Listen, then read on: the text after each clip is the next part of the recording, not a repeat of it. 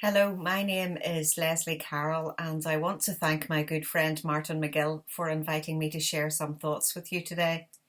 It's hard not to talk about lockdown. It seemed to stretch out in front of us as if never ending, and yet here we are at the beginning of the 10th or 11th week, depending on when we started and what guidance we followed. As news about the coronavirus began to dawn into reality, I was at Craigavon Hospital with my dad. The ward was busy with workmen adding double doors to individual rooms, restructuring offices and access points, and readying for something. I didn't have time to think what it was all about.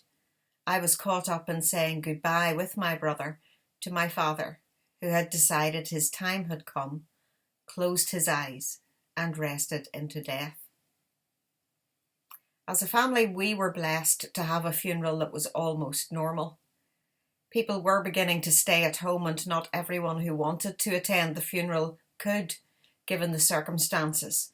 But we got to gather, remember, give thanks, and say goodbye.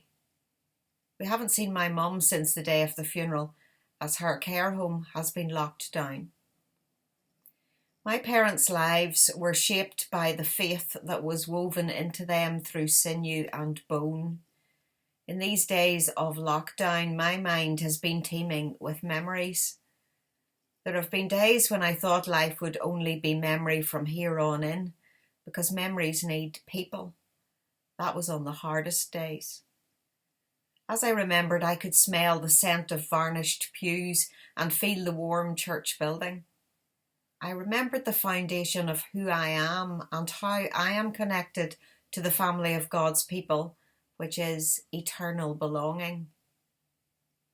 My brother and I have done some tidying up at the family home. I brought home this New Testament, which, according to the flyleaf, was given to my mother in 1956. It isn't clear what the occasion was, but whatever it was worth marking.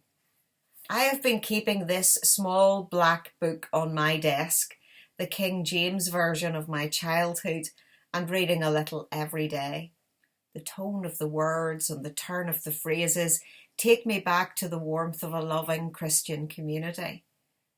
I've been reading Paul's letter to the church at Rome, where there were difficulties about belonging and rising tensions between Jewish and Gentile Christians. Paul's emphasis was that although from different cultures and traditions, we are one in the body of Christ. In chapter 16, Paul takes the time to acknowledge and commend a long list of people to the church at Rome. Phoebe, probably from a Gentile background, who Paul asks them to welcome as a deacon and a servant of the church. Priscilla and Aquila, who had travelled and worked with Paul, Jews like he was. Erastus, treasurer of the city, and those of the household of Aristobulus. Now, Aristobulus was Herod the Great's grandson and a close friend of the Emperor Claudius. The followers from his household were slaves. Together, these and others mentioned in this chapter were the Church of Jesus Christ at Rome.